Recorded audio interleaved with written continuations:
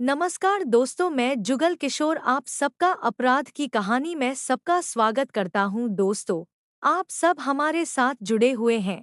Channel को subscribe करें और लाइक करें और कमेंट करें। आपके सहयोग से मुझे हिम्मत मिलती है। दोस्तों, कोई भी रिश्ता जब तक हमारे समाज के अनुरूप न हो, समाज ऐसे रिश्ते को मंजूर नहीं करता। हमें व्यवस्था ही ऐसी बनाई हुई है, चोरी छुप कर कोई भी रिश्ता कभी भी कामयाब नहीं होता। इंसानियत जरूरी अलग बात है, मगर कभी कभी कुछ लोग समाज के बाहर निकल कर चलने का प्रयास करते हैं और उसका नतीजा अच्छा नहीं होता। अक्सर ऐसे रिश्ते क्राइम की तरफ ही जाते हैं। चले दोस्तों, कहानी शुरू करते हैं। कभी कभी माँ बाप भी ऐसे काम कर जाते हैं जिससे बच्चों का सिर समाज में शर्म से झुक जाता है। नन्हकी और सुरेंद्र ने भी कुछ ऐसा ही किया। फिर मां नन्हकी को सजा देने के चक्कर में मिथिलेश एक ऐसा अपराध कर बैठा कि बात 15 अक्टूबर 2017 की है। हलिया के थाना प्रभारी विनोद दुबे कहीं जाने के लिए ऑफिस से निकलने वाले थे। उसी समय इलाके का चौकीदार उनके पास पहुंचा। उसने बताया, सर, मटिहारी जंगल के पनिहरवा नाले में दो लाशें पड़ी हैं, जिसमें एक लाश किसी महिला की और दूसरी किसी आदमी की है। दो से दो लाशें मिलने की बात सुनते ही थाना प्रभारी के कदम वहीं के वहीं रुक गए। वह तुरंत जीप से उतरकर चौकीदार से लाशों के बारे में कुछ और जानकारी लेने लगे। इसके बाद थाना प्रभारी जिस जगह के लिए रवाना होने वाले थे, वहां जाने का कार्यक्रम उन्होंने स्थगित कर दिया और पुलिस टीम के साथ उस जगह की तरफ निकल पड़े जहां लाशें पड़ी थी। चौकीदार को भी उन्होंने जीप में बैठा लिया। कुछ ही देर में उनकी जीप पनिहरवा नाले के पास पहुंच गई। चौकीदार जंगली झाड़ियों के बीच पथरीली राहों से होता हुआ जंगलों पहाड़ों से होकर बहने वाले नाले के उस स्थान पर पहुंच गया जहां से वे लाशें साफ साफ दिख रही थी। चौकीदार अंगुली से इशारा करते हुए बोला, देखिए साहब, वे हैं दोनों ही लाशें। थाना प्रभारी विनोद दुबे ने देखा तो नाले के किनारे झाड़ियों से लगी दो अर्धनग्न लाशें पानी पर तैर रही थी, जिनमें से एक के शरीर पर कपड़े के नाम पर ब्लाउज और पेटीकोट तथा दूसरे पर बनियान व लंगोट था। दोनों का चेहरा भी झुलसा हुआ दिख रहा था। तब तक वहां कुछ चरवाहे भी आ गए थे। उनकी मदद से थाना प्रभारी ने दोनों लाशों को नाले से बाहर निकलवाया। फिर लाश मिलने की सूचना उच्चाधिकारियों को देते हुए आवश्यक कार्रवाई में जुट गए। जंगल के नाले में दो लाशें मिलने की सूचना आसपास के गांव वालों को हुई तो कुछ ही देर में वहां लोगों की भीड़ जुटने लगी। लाशों का निरीक्षण करने के बाद पता चला कि उन पर किसी धारदार हथियार से वार करने के बाद उन्हें जलाने की कोशिश की गई थी। इससे उनका चेहरा झुलस गया था। इसीलिए वहां मौजूद कोई भी व्यक्ति उनकी शिनाख्त नहीं कर सका। लाश देखकर लग रहा था कि दोनों की हत्या शायद 2 से 3 दिन पहले की गई होगी। लाशें नाले में इसलिए फेंकी होंगी ताकि बहकर कहीं दूर चली जाएं, लेकिन वे नाले के किनारे झाड़ी में फंस गई। पुलिस ने उन चरवाहों से भी पूछताछ की, लेकिन वह भी कुछ नहीं बता पाए। बहरहाल, पुलिस के सामने एक बड़ा सवाल यह था कि वे दोनों कौन और कहां के रहने वाले थे तथा किन परिस्थितियों में उनकी हत्या की गई थी। इन तमाम सवालों का जवाब पाने के लिए थाना प्रभारी ने आसपास का गहनता से निरीक्षण किया तो नाले से कुछ ही दूरी पर बरगद के पेड़ के नीचे एक चूल्हा मिला। चूल्हे के पास में ही तेल ही शीशी और शराब की खाली बोतलें मिली। वहां रखे एक भगोने में पके हुए कुछ चावल भी थे। इससे यह अंदाजा लगाया गया कि वहां पर खाना पीना भी हुआ था। पास में ही झाड़ियों के बीच एक साइकिल पड़ी दिखी। जहां साइकिल पड़ी थी, उसके आसपास की मिट्टी खून से सनी हुई थी। कुछ मीटर की दूरी पर इंसानी कलेजा दिखाई दिया, जिसे देख पुलिस भी सिहर उठी। घटनास्थल का मौका मुआयना करने के बाद पुलिस ने कयास लगाया कि इन दोनों की हत्या के पीछे शायद प्रतिशोध की भावना रही होगी। पुलिस इसी दृष्टिकोण पर आगे बढ़ने की सोच ही रही थी कि तभी एक युवक हामफता हुआ वहां आया और आदमी के शव को देखते ही दहाड़े मार कर रोने लगा। बाद में उसने बताया कि वह लाश उसके चाचा सुरेंद्र बहादुर सिंह की है। वह हलिया वन रेंज के कंपार्टमेंट 3 में बतौर वनरक्षक तैनात थे। उसने बताया कि 13 अक्टूबर से ही चाचा का कोई पता नहीं चल पा रहा था। युवक ने यह भी बताया कि जिस महिला की लाश मिली है, वह हलिया थाने के मगरदा मटेहरा गांव की नन्हकी देवी उर्फ घिरजिया है। यह वन विभाग में ही दिहाड़ी मजदूर के रूप में काम करती थी। दोनों शवों की शिनाख्त होने पर थाना प्रभारी विनोद दुबे ने थोड़ी राहत की सांस ली। घटनास्थल की कार्रवाई निपटाने के बाद थाना प्रभारी ने दोनों शवों को पोस्टमार्टम के लिए भिजवा दिया।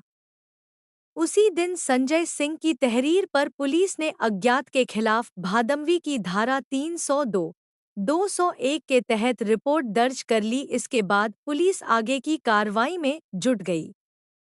एसपी आशीष तिवारी ने इस दोहरे हत्याकांड को खोलने के लिए थाना प्रभारी विनोद दुबे के नेतृत्व में एक पुलिस टीम बनाई।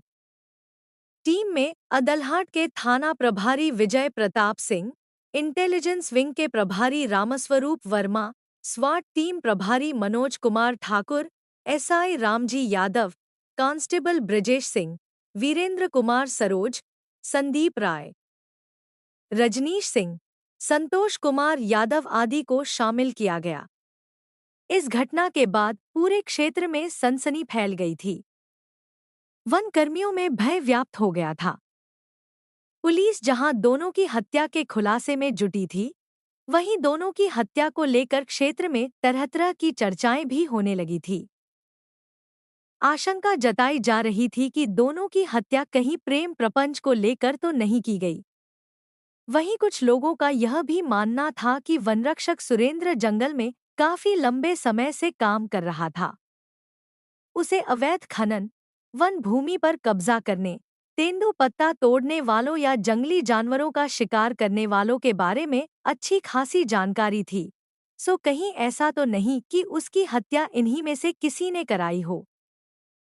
पुलिस टीम इन सभी पहलुओं पर गौर करते हुए कदम बढ़ा रही थी, लेकिन एक पखवाड़ा बीत जाने के बाद भी पुलिस के हाथ खाली थे।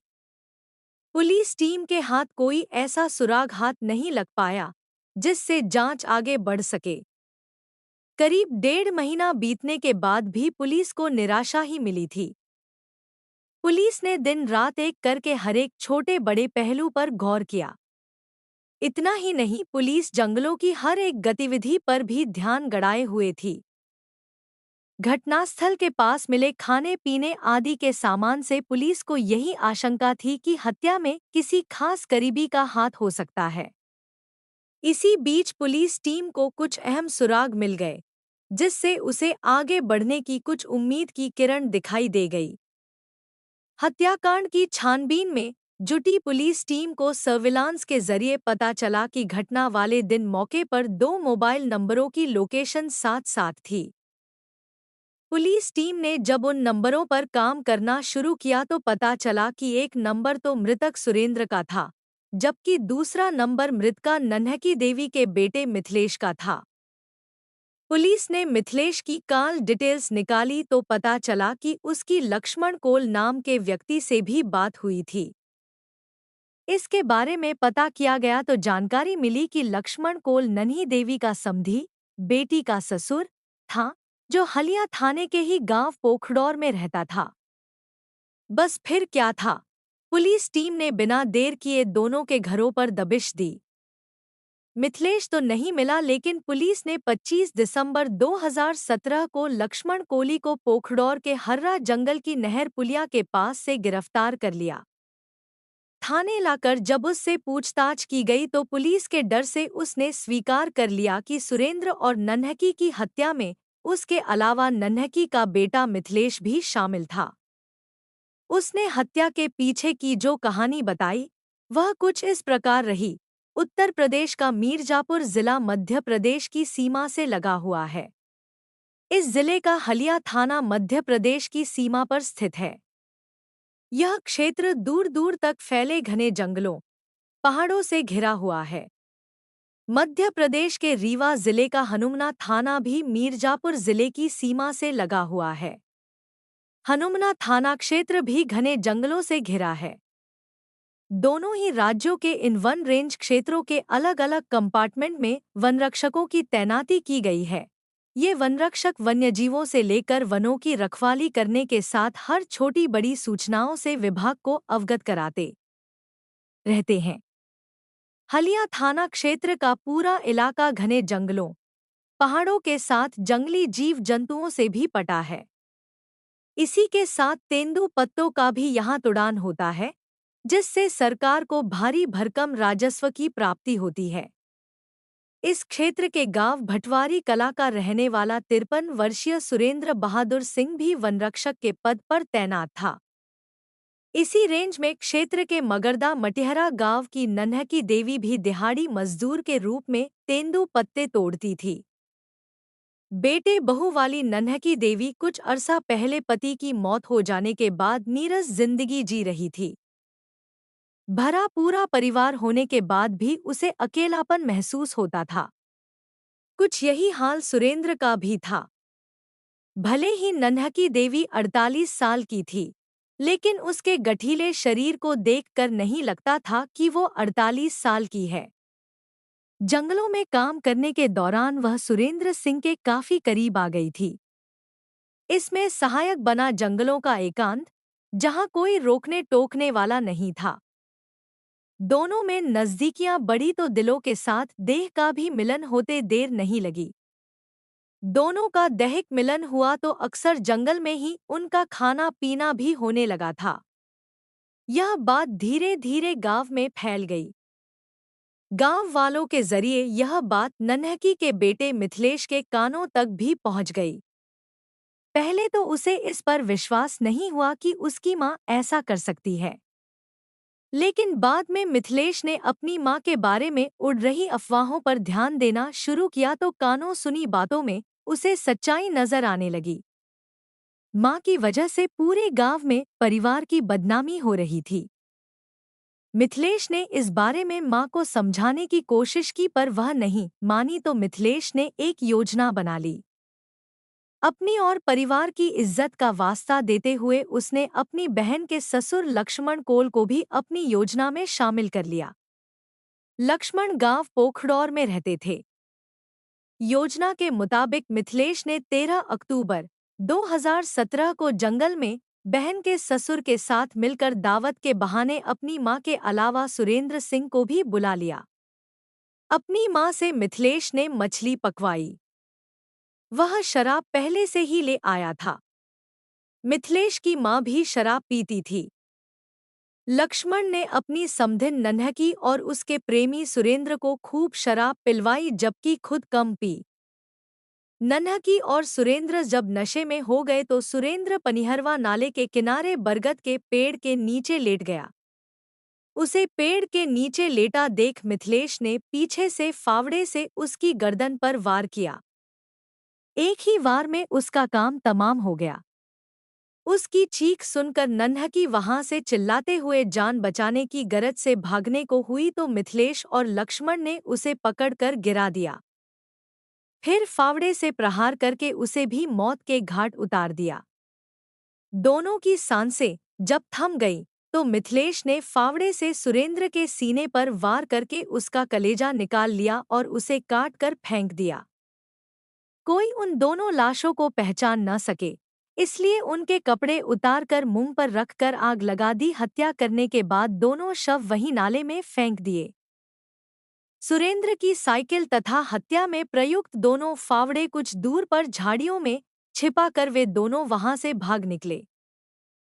पुलिस के अनुसार घटना के दूसरे दिन जब सुरेंद्र अपने घर नहीं पहुंचा तो परिजनों ने उसकी तलाश शुरू की, लेकिन कोई पता न चलने पर वे लोग नन्हकी के घर भी गए, क्योंकि कई बार देर हो जाने पर सुरेंद्र नन्हकी के घर जाकर रुक जाता था। लेकिन वहां दोनों के न मिलने से घर वालों की चिंता बढ़ गई। नाते रिश्तेदारों के यहाँ भी घर सुरेंद्र को तलाशा पर उसका कोई पता नहीं चल पाया तो घर वाले थाना हलिया जाकर उसकी गुमशुदगी लिखवाने वाले ही थे कि नाले में लाश मिलने की खबर पाकर सुरेंद्र का भतीजा संजय वहां पहुंच गया। उसने अपने चाचा के अलावा नन्हकी की लाश भी पहचान ली। पुलिस ने लक्ष्मण को गिरफ्तार करने के बाद उसे 25 दिसंबर 2017 को पुलिस लाइन में प्रेस कॉन्फ्रेंस करके मीडिया के समक्ष पेश किया। लक्ष्मण द्वारा जुर्म कबूल करने के बाद पुलिस ने उसे सक्षम न्यायालय में पेश किया, जहां से उसे न्यायिक हिरासत में भेज दिया गया। दूसरी ओर एसपी मीरजापुर आशीष तिवारी ने केस का खुलासा करने वाली पुलिस टीम को शाबाशी देते हुए पुरस्कृत करने की घोषणा की। दूसरा फरार अभियुक्त मिथिलेश पुलिस को चकमा देता फिर रहा था, लेकिन पुलिस के बढ़ते दबाव को देखते हुए उसने भी अंततः न्यायालय में आत्मसमर्पण कर दिया, जहां से उसे भी जेल भेज दिया गया। कहानी लिखे जाने तक दोनों अभियुक्तों की जमानत नहीं हो सकी थी। दोस्तों, आपकी कहानी अच्छी लगी हो तो कमेंट करें और चैनल को सब्सक्राइब जरूर करें। कल फिर मिलते हैं एक और नई कहानी के साथ। धन्यवाद।